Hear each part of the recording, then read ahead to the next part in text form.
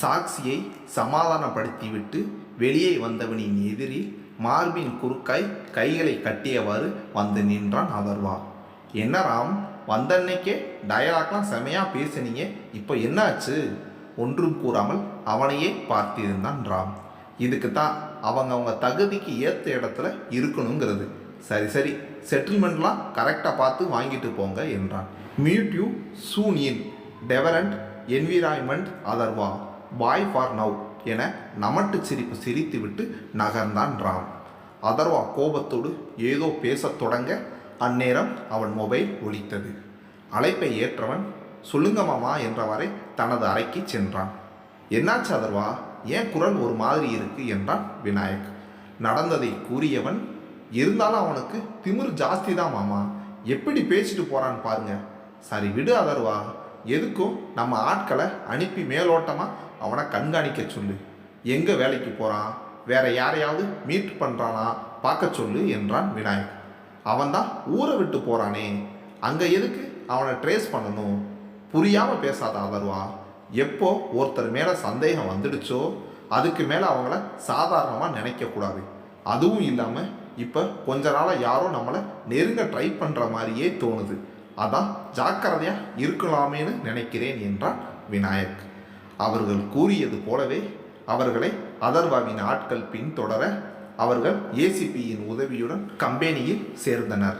இதற்கிடையில் மருத்துவமனையில் அவர்கள் பாயலை பற்றி விசாரிக்க சென்றபோது வேறு ஒரு பகுதியில் இருந்த கேமராவில் இவர்களை கண்டுகொண்ட அதர்வா பாயலை மிரட்டி கேட்க அவளும் நிலைமை உணர்ந்து, ஆமா, என்ன ஒருத்தர் விரும்புகிறாரு, அதை பற்றி உங்களுக்கு என்ன என்று கூறிவிட அதர்வாவிற்கோ மனதில் திட்டம் வேறு மாதிரியாக பாயல் உயிரோடு இருப்பது அவனுக்கு தெரியாது. ஆனால் அதை உறுதிப்படுத்தி கொள்ளவே இங்கு வந்திருக்கிறான். அவளை பற்றிய ஏதோ ஒன்று அவனிடம் இருக்கிறது, அதை முடக்கிவிட வேண்டும். எக்காரணத்தை கொண்டும் பாயல் பற்றிய சந்தேகங்கள் யாருக்கும் வரக்கூடாது. அதற்கு அவனை என்ன செய்யலாம் என்று யோசித்து இருக்கும் போதுதான் உள் நுழைந்தவள் நம் மகி. ஆனால் இவை அனைத்துமே ராமிற்கு தெரியாமல் நடந்தது. அந்த நிலைமையில்தான் ராம் மகியிடம் தன் காதலை கூறிய தினத்தன்று ஏசிபி அவனை அழைத்திருந்தார். அவர்களின் மருத்துவமனையில் இன்னொரு குழந்தை இறந்து விட்டதாக கூறினார். அது மட்டுமின்றி அந்த குழந்தையின் பெற்றோர் மருத்துவமனை மீது புகார் கொடுத்திருப்பதாகவும் கூறினார். ராமும் பரணியும் அங்கே வருவதாய் கூற ஏதேதோ காரணம் கூறி அவர்களை வரவிடாமல் தடுத்து விட்டார் ஏசிபி.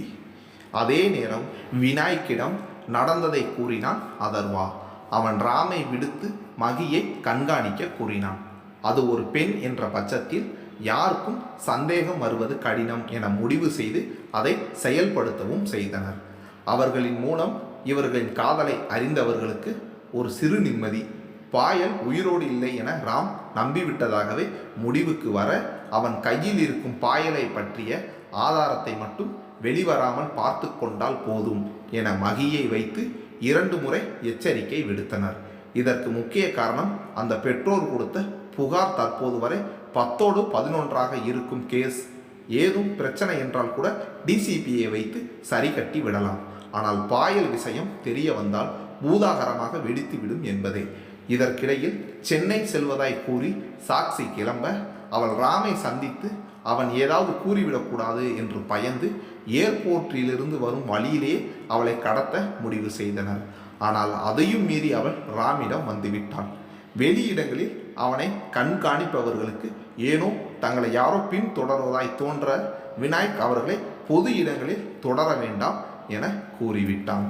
இவ்வாறாக நடந்ததை கூறி முடிக்க மகியும் சாக்சியும் இன்னுமே அவன் பேச்சில் இருந்து மீளவில்லை. ராமும் பரணியும் இருவரையும் முழுக்க சாக்சி தான் பேசத் தொடங்கினாள். அந்த பாப்பாலாம் பாவம் இல்லைன்னா அதை பெற்றவங்களுக்கு எவ்வளோ கஷ்டமாக இருக்கும். கேவலம் காசுக்காக அங்கிள் இந்த அளவு பண்ணிட்டாரே, தாத்தாவுக்கு தெரிஞ்சா ரொம்ப மனசு உடைஞ்சு போயிடுவார் என பேசிக்கொண்டே போக பரணி அவளை சமாதானப்படுத்தினான். மகியோ வாயை திறக்கவில்லை. ராமும் அங்கு வைத்து எதுவும் பேச விரும்பாமல் அப்படியே விட்டுவிட்டான். வீட்டிற்கு வந்து உடை மாற்றி விட்டு கட்டிலில் அமர்ந்து விட்டாள் மகி. அவள் அருகில் அமர்ந்தவன் அவள் கைகளை ஆதரவாய் பிடிக்க அவனை இறுக அணைத்து கொண்டாள். ராம் என்னென்னவோ கூறியும் அவள் விடுவதாய் இல்லை. ஒரு எல்லைக்கு மேல் அவளே விடட்டும் என்று அவளை தட்டி கொடுத்தான். சிறிது நேரத்தில் அவனை விடுவித்தவள் அவன் என்ன கூறுவான் என ஏறிட்டாள். குட்டிமா, நான் வேணா இந்த அசைன்மெண்ட்டை விட்டுறவா? ஹே சேச்ச, என்ன ராம் நீங்கள், இது உங்களுக்கு எவ்வளோ முக்கியம்னு எனக்கு தெரியாதா? ஏனோ நீங்கள் சொன்னதெல்லாம் கேட்டு மனசே ஒரு மாதிரி ஆயிடுச்சு. இதெல்லாம் படத்துலையும் கதையிலையும் வந்தாலே கஷ்டமாக இருக்கும். அப்படி இருக்க என்னை சுற்றியே நடக்குதுன்னு நினைக்கும் போது ஒரு மாதிரி பயந்துட்டேன். வேற ஒன்றும் இல்லை. இதுக்கு போய் என்னென்னவோ பேசுகிறீங்க. ஆனால் என்ன ஆனாலும் அவங்களுக்கு தண்டனை கிடைச்சே தீரணும்பா என்றான். கண்டிப்பாக கிடைக்கும் மகி, அதையெல்லாம் நான் பார்த்துக்கிறேன். நீ கண்டதை போட்டு மனசை குழப்பிக்காத என்றான் ராம் அவளிடம். அன்றைய பொழுது இவ்வாறாக முடிய மறுநாள் காலையில் ராம் விழிக்கும் போது மகி அங்கு இல்லை. எங்கு போயிருப்பா தெரியலையே என யோசனையோடைய எழுந்து பல் துளக்கிவிட்டு வந்தவனின் எதிரில் அவளுக்கே உரிய புன்னகையோடு கையில் காஃபியை ஏந்தியபடியே நின்றிருந்தாள் மகி. Good morning Ram. Good morning குட்டிமா. என்னை எழுப்பி கூட விடாமல் அப்படி எங்கே போயிட்ட? சாரிப்பா, இன்னைக்கு ஒரு நாள் அட்ஜஸ்ட் பண்ணிக்கோங்க, நிறைய வேலை இருக்குது, வந்துடுறேன் என்று அவன் கன்னத்தில் இதழ் பதித்து விட்டு ஓடிவிட்டாள். இவ என்ன காலையிலேயே காலில் சக்கரத்தை கட்டிக்கிட்டு நிற்கிறா? அப்படி என்ன பண்ணுறா என்று யோசித்தவாறே கீழே செல்ல அங்கே சமையலறையில் பரபரப்பாக வேலை செய்து கொண்டிருந்தாள் மகி. ஹாலில் அமர்ந்திருந்த தன்வியிடம் என்ன என்று கண்களாலேயே கேட்க, அதை ஏன் கேட்குற ராம், இன்னைக்கு நம்ம மகி சமையல் தான், இன்னும் 2 நாளில் டெல்லி கிளம்புறீங்களாமே, அதான் எல்லாருக்கும் அவ சமையல் தானா இன்னைக்கு. காலையிலிருந்து கிச்சனும் அம்மாவும் அவகிட்ட மாட்டிக்கிட்டு படாத பாடு படுறாங்க என்று கூறி சிரித்தாள். கேட்டவனுக்கோ ஒன்றும் புரியவில்லை. சரி, என்னதான் நடக்குதுன்னு பார்ப்போம் என்று அறைக்கு செல்ல பரணி கேள்வியாய் நோக்கினான். எனக்கு இதுக்கும் சம்பந்தம் இல்லை என்பது போல் தோல் குலுக்கி சென்றான். சமையலை முடித்துவிட்டு ராமை அழைக்க மாடிக்கு சென்றாள் மகி.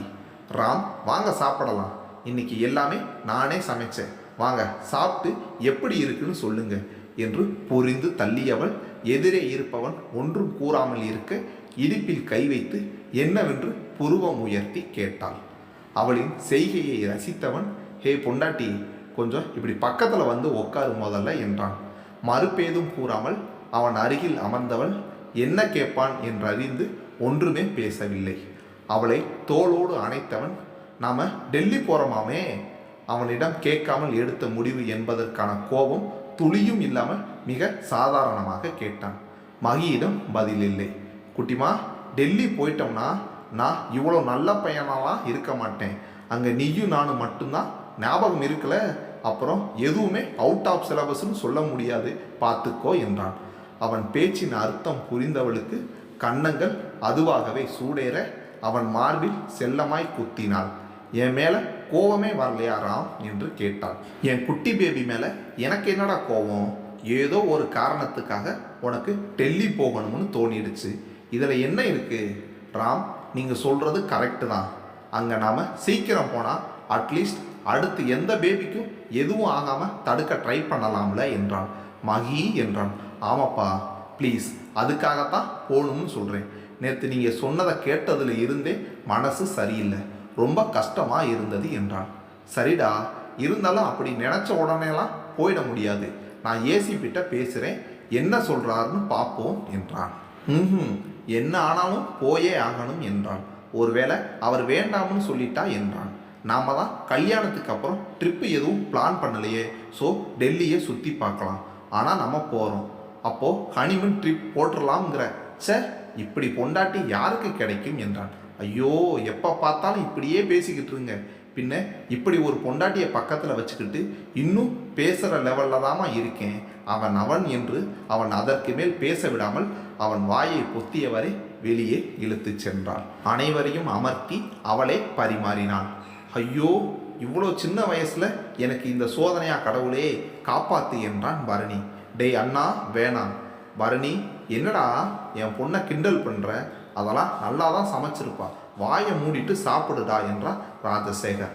வாயை மூடினா எப்படிப்பா சாப்பிட்றது என்றார் தன்வி. அக்கா, ரொம்ப மொக்க ஜோக், இதுக்கு நான் மகி சமையலையே சகிச்சுப்பேன், ப்ளீஸ் விட்டுருங்க என்றான் பரணி. ஒரு வாராக அனைவரும் சாப்பிட்டு முடிக்க ஓஹோ என்று சொல்லும்படி இல்லை எனினும் நன்றாகவே சமைத்திருந்தான். அனைத்துமே ராமிற்கு பிடித்ததாய் இருந்தது. ராஜியிடம் கேட்டு கேட்டு சமைத்திருந்தாள்.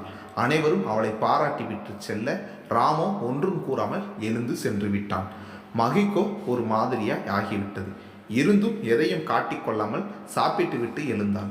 அந்நேரம் ராம் அவளுக்கு கைபேசி அழைப்பு வந்திருப்பதாய் அழைக்க தன் அறைக்கு சென்றவள் ராமை கண்டும் காணாமல் தன் மொபைலை தேடினாள். குட்டி பொண்ணு இதையா தேடுற என தன் கையில் இருந்த அவளது மொபைலை காட்டினாள். வேண்டா வெறுப்பாக அதை அவள் வாங்கச் செல்ல அவள் இடையினை பிடித்து தன் அருகில் நிறுத்தினான். கூச்சத்தால் நெளிந்தவள் நகர முயற்சி செய்ய பிடி இன்னும் இறுகியது. வீணா ட்ரை பண்ணாதடி, நல்லா முருங்கைக்காய்க்கு கை கால் முளைச்ச மாதிரி இருந்துக்கிட்டு பெரிய பாடி பில்டர் நினப்பு. போங்க, எதுவும் பேச வேணாம். உங்களுக்காக எவ்வளவு ஆசையாக சமைச்சேன்னு தெரியுமா? உங்களை தவிர எல்லோரும் அப்ரிசியேட் பண்ணாங்க என முகத்தை திருப்பி கொண்டான். பொண்டாட்டி, எல்லாரையும் மாதிரி நானும் வெறும் வார்த்தைகளை சொன்னால் எனக்கும் அவங்களுக்கும் என்ன வித்தியாசம்? போய் அந்த கபோர்டில் ஒரு கவர் இருக்கும், எடுத்துட்டு வா என்றான். என்னவென்று ஆச்சரியமாய் அவனை ஏறிட்டவள் அவன் கூறிய பையை எடுத்து வந்தாள். ராம் அதை பிரிக்க சொல்ல பிரித்து உள்ளே பார்த்தவளுக்கு கண்கள் மேலும் விரிந்தன. அது ஒரு அழகிய பிரேஸ்லெட். இரு இதயங்கள் இணைந்தவாறு இருக்க அதனை சுற்றி வெள்ளை கற்கள் பதிக்கப்பட்டிருக்க நடுவே மகி ராம் என்ற பெயரை தாங்கி நின்றது. அது எங்கோ பார்த்ததாய் தோன்ற சட்டென உரைத்தது. மாங்கல்யம் எடுக்க சென்றபோது தற்செயலாக அதை பார்த்துவிட்டு அழகாய் இருப்பதாய் கூறியிருந்தாள் மகி. அதில் இவர்களில் பேர் சேர்த்து இன்று அவள் கைகளுக்கே வந்து விட்டிருந்தது. அதை அவள் கையில் அணிவித்தவன் அதன் மேல் இதழ் பதித்து ரொம்ப ரொம்ப நல்லா சமைச்சிருந்தடா, அதுக்காக தான் இந்த கிஃப்ட், பிடிச்சிருக்கா என்றான். நாணத்தோடு அழகாய் தலையசைத்தவள், எப்போ வாங்கிங்க ராம்? நீ பிடிச்சதுன்னு சொன்னப்புறம் டிலே பண்ணுவானா? மறுநாளே போய் வாங்கிட்டேன். என்னைக்காவது இதை கொடுத்து சர்ப்ரைஸ் பண்ணணும்னு நினச்சேன். இன்னைக்கு விட பெஸ்ட் டே வந்துட போகுதா, அதான் இப்போவே கொடுத்துட்டேன் என்றான். தன் முன் அமர்ந்திருந்தவனை தன் மார்போடு அணைத்து உச்சி முகர்ந்தாள். லவ் யூ ராம், பாருடா என் குட்டிமா ரொமான்டிக்காக கூட பேசுகிறா, குட், நல்ல இம்ப்ரூவ்மெண்ட் என்றான்.